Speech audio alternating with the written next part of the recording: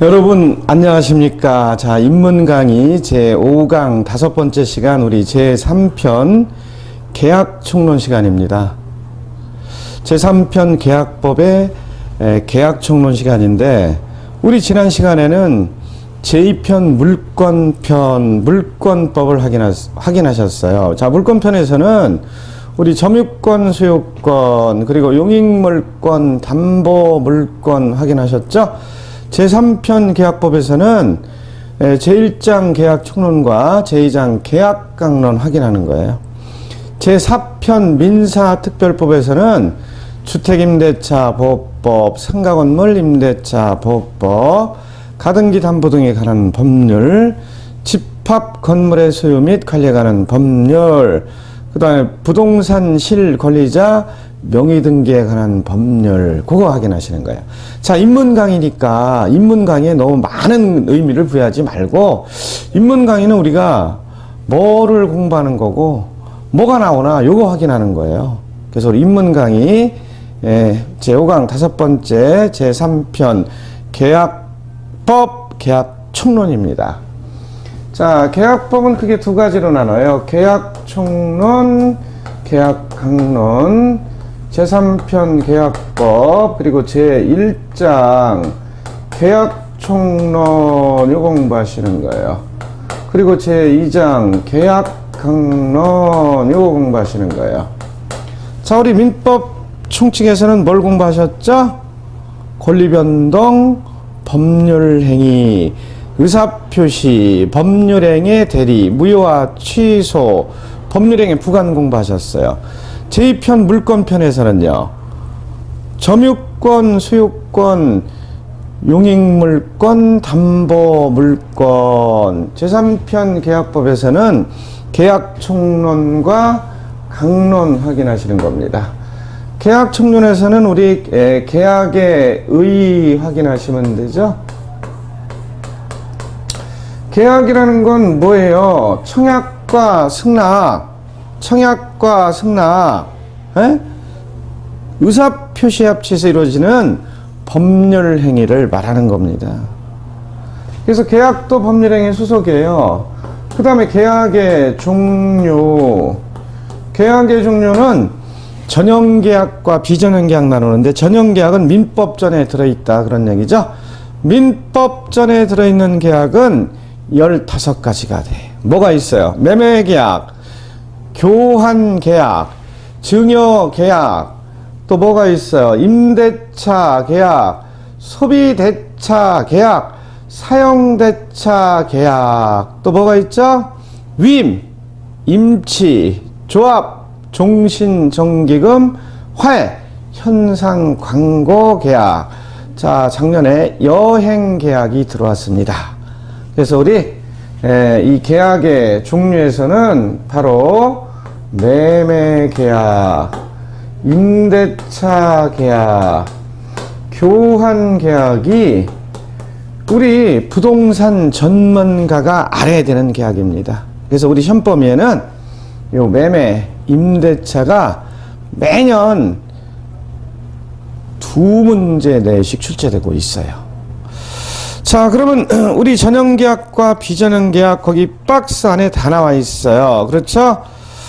자, 그러면 우리 계약 자유의 원칙 지배하고 있습니다. 계약에는 뭐가 지배하고 있다고요? 계약 자유의 원칙. 계약 자유의 원칙은, 자, 갑이라는 사람과 을이라는 사람이 갑 소유의 주택을 갖다가 매매 계약을 할 때 제일로 쉽게 생각을 해봐요. 계약자의 원칙이 뭐냐? 자, 계약을 할 거냐 안 할 거냐, 이 자체가 자유입니다. 그걸 우리는 뭐라고 그래요, 여러분? 계약 체결의 자유. 계약 체결의 자유, 이렇게 부르죠. 자, 두 번째는요, 계약자의 원칙은 계약을 할 때 넓은 의미로는 법률행위 자유의 원칙이에요. 그럼 계약을 할 때 넓은 의미로는 어떻게 해야 돼? 그렇죠, 상대방 선택의 자유죠. 갑과 을이 누구와 계약할 거냐? 그건 자유죠. 우리 이거는 상대방 선택의 자유다. 이렇게는 붙이죠. 또 계약을 할 때 자유가 있어요. 무슨 자유가 있을까? 내용 결정의 자유. 자, 내용 결정의 자유는 가장 쉽게 얘기하면 매각을 할 거냐, 임대할 거냐, 교환할 거냐, 증여할 거냐, 그런 얘기죠. 자, 네 번째는 구두로 할 거냐, 서면으로 할 거냐, 계약서를 쓸 거냐, 안 쓸 거냐 하는 방식의 자유도 있다. 이 네 가지를 가지고 우리는 계약 자유의 원칙이다. 이렇게는 부른다는 거예요. 자, 제2절 넘어가시면 계약의 성립이 나와 있어요. 제2절 넘어가시면 계약의 성립이 나와 있습니다. 계약의 성립은 청약과 승낙, 서로 대립하는 의사표시, 합의, 합치가 있어야 성립하는 겁니다. 그건 뭐예요? 그렇죠. 매도인 갑이 1억에 팔겠다는 의사표시를 우리 청약 이렇게 부르는 거죠.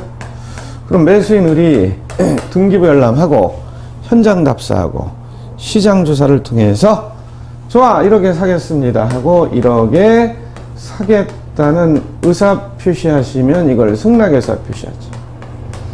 그래, 둘 간의 합의가 있었던 거예요. 이건 뭐야? 금액에 대한 합의. 예? 금액에 대한 합의.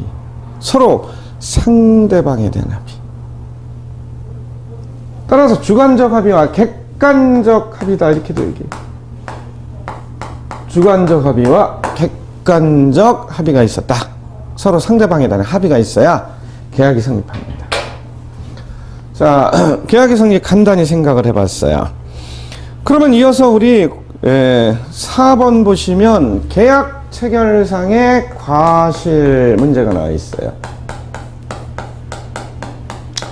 계약 체결상의 과실, 이런 문제가 소개가 되고 있어요.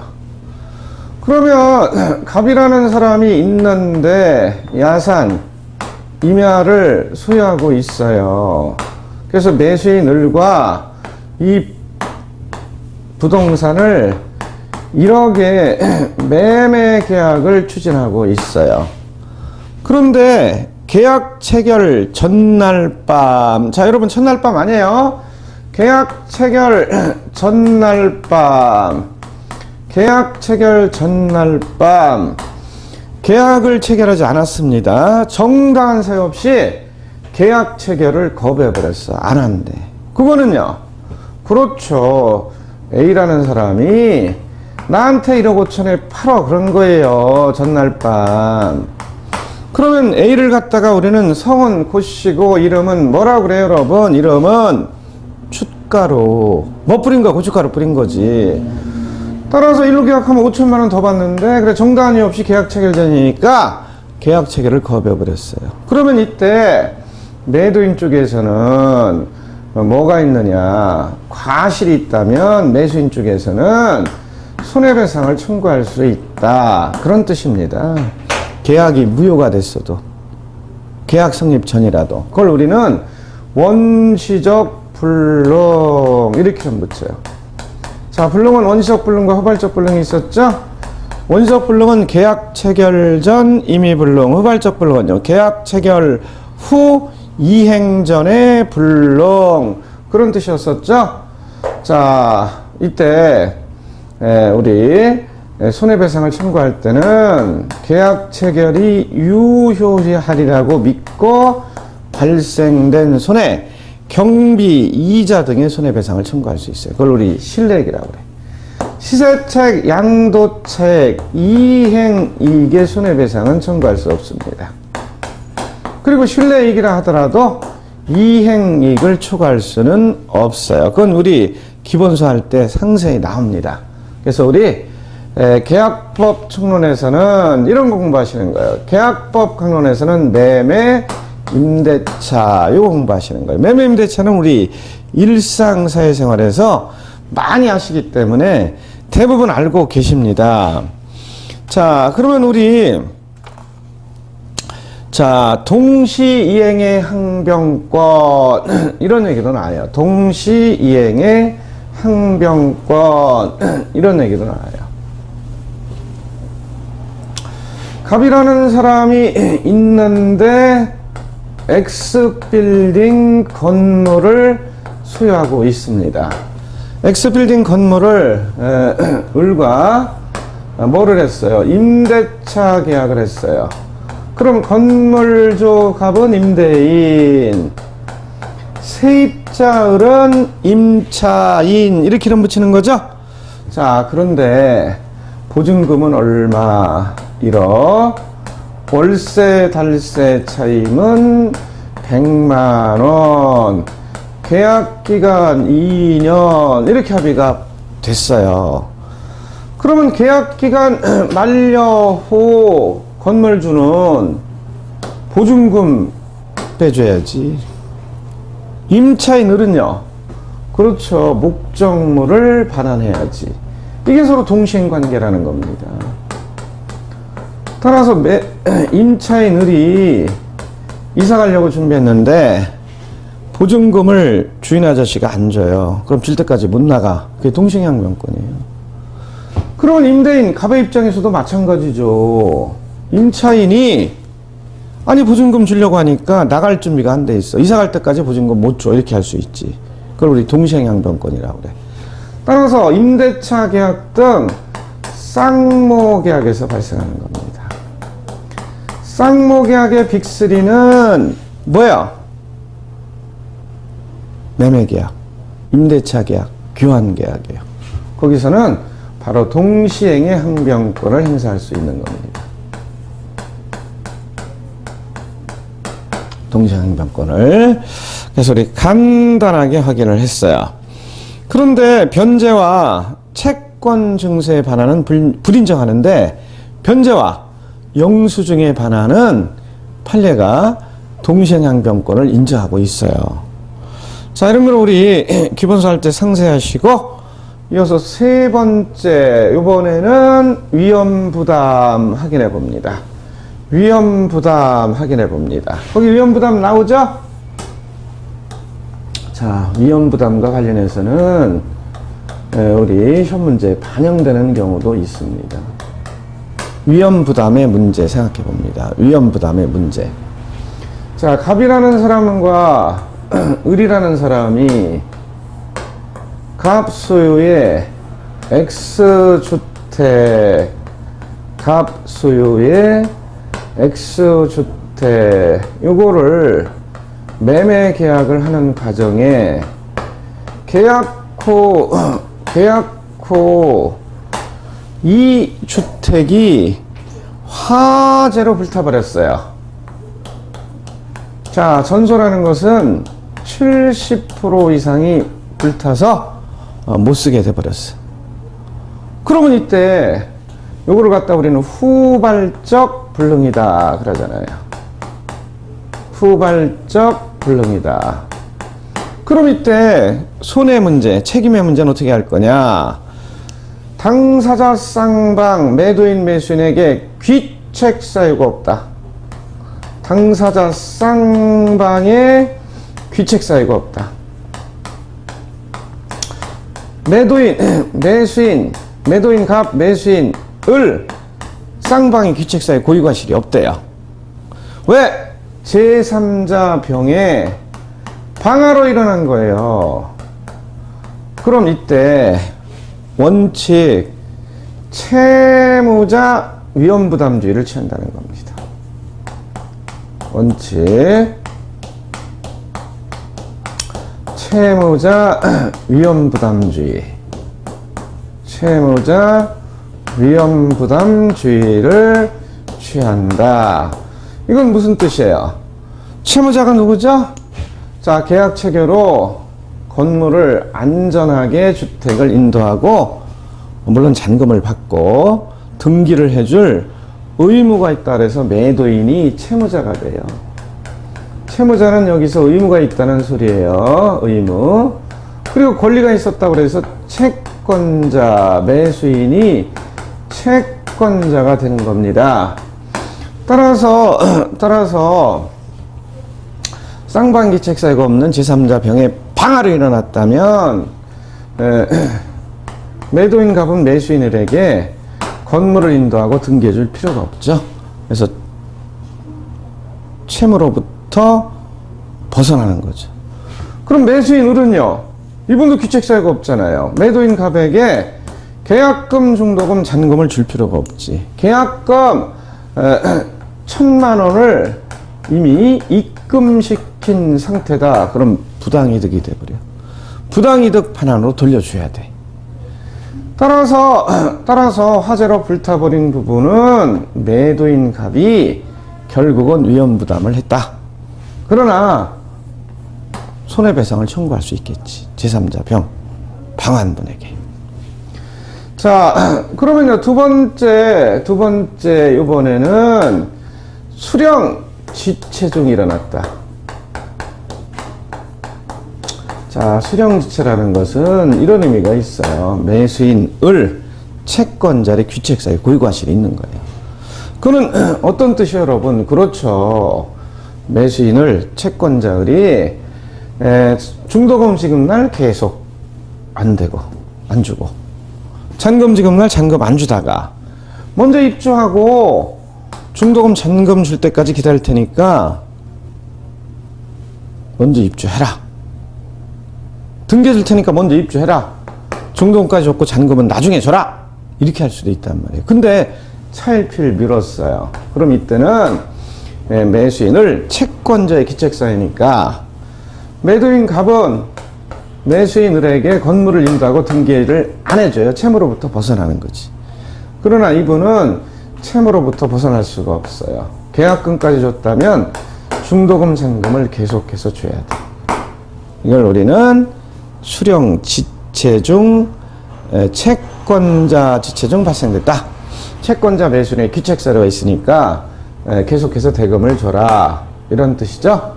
자, 그러면 이번에는 매수인 을의 과실이 아니라 쌍방의 과실이 없던 게 아니라 귀책사유가 없던 게 아니라 쌍방 과실이래. 그럼 이때는 과실상계입니다. 그럼 매도인의 과실이 있다, 고의 과실이 있다. 그럼 뭐예요? 이행불능이 됩니다. 채무불량이 됩니다. 매수인은 즉시 계약을 해지하고 손해배상을 청구할 수 있는 거예요. 이같이 네 가지 상황을 이해하셔야 되는데, 여기서는 원칙, 채무자 위험부담주의와 예외, 채권자 위험부담주의, 매수인 채권자의 수령지체, 채권자주의, 채권자 위험부담주의, 줄여서 그냥 채권자주의, 이렇게도 얘기를 해요. 이렇게 두 가지로 나눠서 일단 공부를 해요. 그것을 우리는 위험부담의 문제다, 이렇게는 붙여요. 자, 나머지는 우리 기본서 할 때 상세하시면 되고, 우리 입문 강의 맛배기 강의니까 계약 강론 넘어갑니다. 계약 강론 제2장 계약 강론 넘어가시면 매매 공부하도록 돼 있죠. 매매 계약. 자, A라는 사람이 있는데 X토지, 도로 옆에 X토지를 소유하고 있습니다. 이 땅이 시가 10억쯤 되는 땅이에요. 그러면 10억에 팔겠다는 의사표시 청약하시고, 매수인 비하 입장에서는 등기부 열람하고 현장 답사하고 시장 조사를 통해서 10억에 사겠다는 승낙의 의사표시를 하셨습니다. 그러면 우리 서로 대립하는 의사표시 합치에 따라 매매 계약이 성립된 겁니다. 그럼 이 매매 계약의 법적 성질은 첫 번째 낙성 계약이다, 이렇게는 붙이는 거죠. 자, 낙성 계약의 의미는 뭐예요? 청약과 승낙, 서로 대립하는 의사표시 합치가 있었다, 그런 얘기죠. 두 번째는 뭐예요? 쌍모계약. 쌍모계약은 뭐예요? 계약 당사자 쌍방, 매도인 A, 매수인 B, 서로 대가 있는 채무를 부담하는 계약이다. 어떤 채무를 부담해? 매도인 A는 이 땅을 인도하고 등기해줄 의무, 채무, 쌍방이 채무 부담한다는 거. 매수인 B는요, 대금 지급, 채무. 그 다음에 세 번째, 유상계약이죠. 유상계약이라는 건 뭐요? 그렇죠. 계약 당사자 쌍방이 서로 대가 있는 출연을 하는 계약이죠. 대가 있는 출연은 뭐예요? 그렇죠. 건물을 인도하고 등기해줄 출연. 그 다음에 계약금, 중도금, 잔금을 지급할 출연. 거의 같은 얘기예요. 그 다음에 계약서를 쓰던 안 쓰던 구두로 하시더라도 일단 계약은 성립하는 거예요. 그걸 우리 뭐라고 그래? 불요식 계약이다. 이렇게 묻히는 거죠. 자, 쌍무계약에 있어서는 동시행의 항변권, 위험부담을 적용하는 거고, 유상계약에는 매매에 관한 규정을 준용하니까 담보책임의 문제가 발생한다. 따라 쌍무 유상계약의 빅3는 매매, 임대차 교환이에요. 이 빅3 계약, 우리 공인중개사 전문가가 잘 알아야 되는 계약, 여기에서는 동시행항변권, 위험부담, 또 담보책임의 문제, 요거 발생할 수 있습니다. 자, 담보책임 관련해서는 매년 시험 문제 나오죠. 그래서 우리 간단하게 확인을 하고 있습니다. 자, 제2장 계약강론, 매매계약이 나오죠.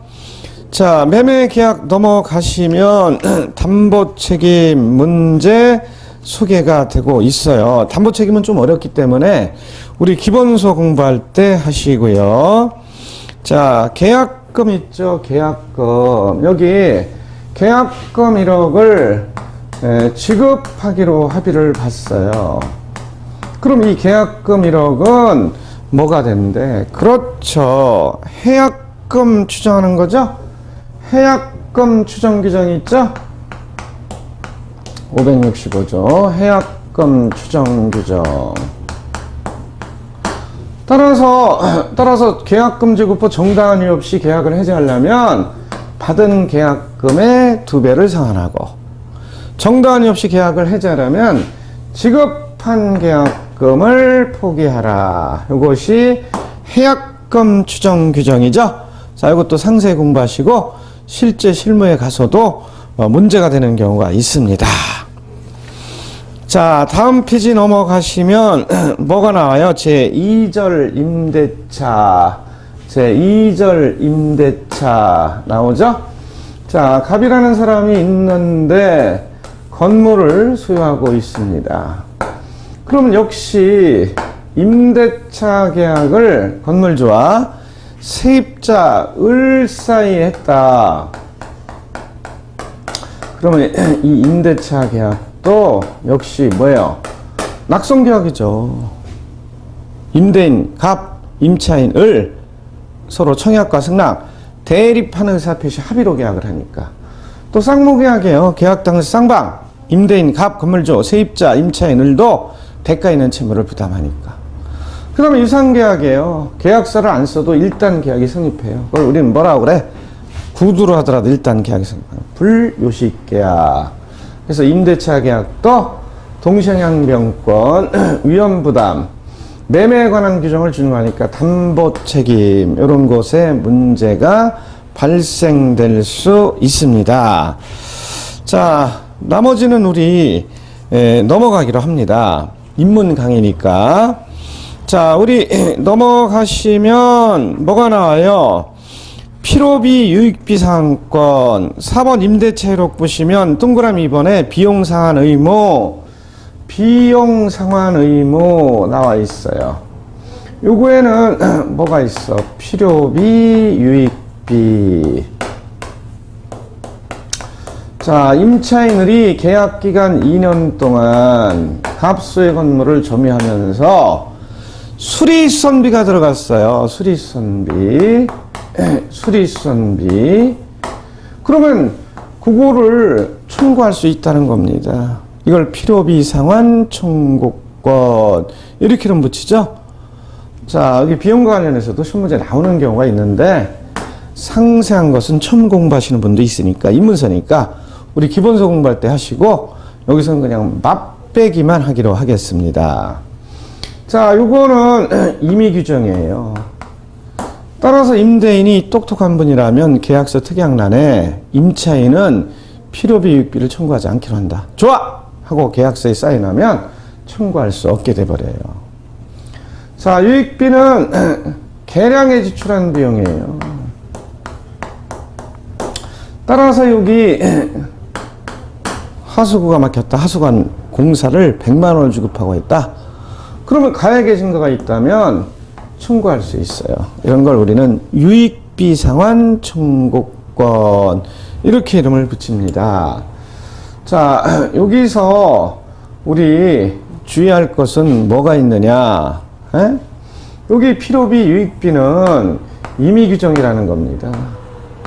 자, 임의규정이라는 건 뭐예요? 법령 중에 법조문 중에 선량한 풍속 기타 사회질서에 관계가 없는 규정이므로 당사자가 그 법규의 적용을 배제할 수 있는 규정이라는 거예요. 따라서 임대인 갑의 이름이 뭐예요? 이까지입니다. 임차인을은요. 그렇죠. 김얼빵. 그럼 어떻게 하면 돼? 계약서 특약란에 임차인은 임대인에게 필요비 유익비를 청구하지 않기로 한다. 임차인이 부담하기로 한다. 한 줄, 두 줄만 써놓으면 청구할 수 없어요. 그런 걸 우리 뭐라고 하는데? 임의규정. 임의규정. 대부분의 계약법은 임의규정이 훨씬 더 많다는 거. 따라서 계약 당시 특약란을 꼭꼭 확인하는 거 중요합니다. 그리고 나한테 불리한 것은 요거 삭제해 주시오 하고 요구하셔야 돼. 이런 걸 안 하다 보니까 임대차 계약 기간 만료 후 임차인, 임대인 간의 분쟁이 많아지고 있어요. 자, 그 다음에는 또 뭐가 있대요? 비용상환 청구권, 지상물 매수 청구권의 비교 소개가 되고 있잖아요. 여기서 첫 문제 나오는데 요거는 우리 기본서 할 때 상세히 공부하기로 합니다. 자, 이어서 제4편 민사특별법 넘어갑니다. 제4편 민사특별법. 제4편 민사특별법. 이거는 주택임대차 보호법. 이거죠? 그 다음에 두 번째 뭐가 있어요? 상가건물 임대차 보호법. 세 번째는 집합건물의 소유 및 관리에 관한 법률. 네 번째는요, 가등기 담보 등에 관한 법률. 다섯 번째는 부동산 실권리자 명의등기에 관한 법률, 부동산 실명법. 요거 공부하시는 거예요. 제4편 민사특별법에서는요. 자, 주택임대차 보호법은 임차인 세입자를 보호하는 편면적 강행규정이다. 이렇게 보시기 바랍니다. 임차인 보호를 위해서 강행규정으로 돼 있어요. 임차인 경제적 약자를 보호하기 위해서. 자, 그리고 적용 범위는 미등기 전세도 적용된다. 상가건물 임차인을 보호하기 위해서 역시 미등기라도 보호가 되는 거죠. 그러나 일시 사용을 위한 임대차, 여관, 별장, 콘도, 민박 등에는 적용되지 않는다. 거기 적용 범위, 주거용 건물 소개가 되고 있죠. 자, 여기서 제일 중요한 건 대항력이에요. 대항력. 대항력이라는 것은 주택의 세입자 임차인이 상가 점포의 임차인이 상가 건물 임대차 보호법은 건물주가 바뀌었을 때 제3자에게 보증금과 임차권의 존속기간을 주장할 수 있는 힘, 이거예요. 주택임대차 보호법은 임차권 등기 안 해도 입주와 뭐를 하면 주민등록 전입신고를 하면 확정일자 없이도 이 길 0시부터 대항력을 갖도록 하고 있습니다. 세입자를 보호하기 위해서. 그 다음에 영세 상인을 보호하기 위해서는 상가건물 임대차 보호법은 입주와 주민등록 전입신고 아니죠. 여긴 사업자 등록이죠. 그러면 이 길 0시부터 합니다. 주민등록은 어디서 해요? 주민센터에서 하시는 거죠? 옛날 읍면 동사무소. 사업자 등록은 어디서 하시는 거예요? 세무서. 따라서 영리를 목적으로 사업자 등록을 하고 있어야 보호 대상이 되고, 여기는 주거용 건물, 주택, 주거용 건물 보호 대상이 되는 거죠. 자, 집합 건물은 뭐 얘기하는 거예요? 아파트, 연립주택, 연립상가. 여기는 전유 부분 101호, 102호 이런 거. 그 다음에 현관문을 열고 나왔을 때 뭐가 있어요? 계단, 복도, 구조상의 공용 부분은 등기하지 않고 규약상의 공용 부분은 등기한다. 그 다음에 현관문을 열고 나왔을 때, 밖으로 나왔을 때 땅, 그걸 뭐라 그래? 대지사용권. 이렇게 세 가지를 공부하는 거예요. 그 다음에 가등기 담보 등에 관한 법률은, 가등기는 특수 저당권과 똑같이 취급을 해서 담보가등기는 뭐 역할을 한다? 담보 물권의 역할을 한다. 그리고 경매를 신청할 수 있는 거는 강제경매와 임의경매인데, 담보권 실행을 위한 임의경매는 누가 할 수 있대? 그렇죠. 유치권자, 질권자, 저당권자, 전세권자, 가등기담보권자, 가등기담보법 12조에서 가등기담보권자도 경매를 신청할 수 있음을 주의하시기 바랍니다. 자, 부동산 실권리자 명의등기에 관한 법률, 부동산 명의신탁을 하면 무효가 되는 경우가 있는데, 2자 간의 명의신탁, 3자 간의 명의신탁, 계약 명의신탁, 여기서 첫 문제가 출제가 되고 있어요. 그래서 우리 여기 6가지를 공부하는 건, 5가지죠? 5가지를 공부하는 건데, 어디에 나오느냐? 우리 기본서 할 때 상세히 나와요.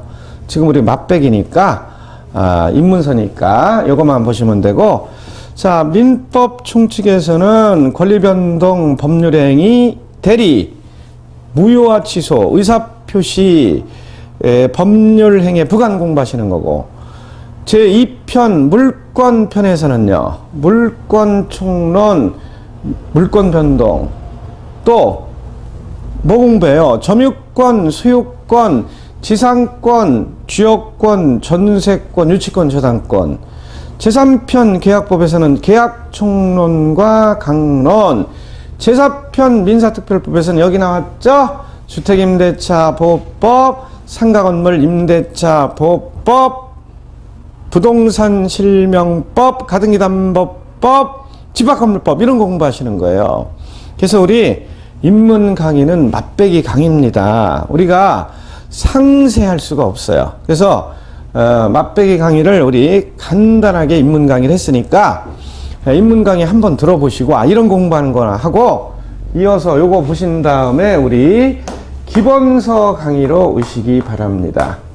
자, 우리 기본서 민법 및 민사특별법 민법 기본서는 기본서가 잘 돼 있어요. 기본서 요거 우리 동영상 강의, 인터넷 강의 듣고 이해도 이상 하시면 누구나 70점 맞을 수 있습니다. 네. 그래서 우리 입문 강의 한 다음에는 우리 패스랜드 기본서 강의 확인하시기 바랍니다. 기본서 강의는 우리 책이 없어도 무료로 들을 수 있어요. 입문 강의도 마찬가지고. 그리고 책이 잘 돼 있으니까 없는 분은 요 책 우리 패스랜드에서 구입하시고, 재수생 전에 갖고 있는 책이 있는 분은 그 책으로 하셔도 상관은 없어요. 그래서 우리 무료로 개방하니까, 요 기본서 상세히 공부하니까 입문 강의 들으신 분은 우리 민법 기본서 강의 오시기 바랍니다.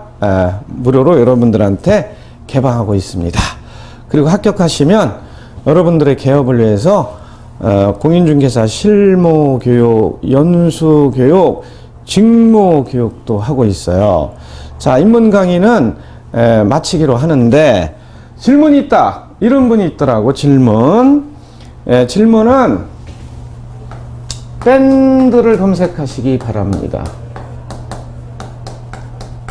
밴드 검색하시면 밴드 검색하기에다가 뭐라고 하면 되느냐. 자,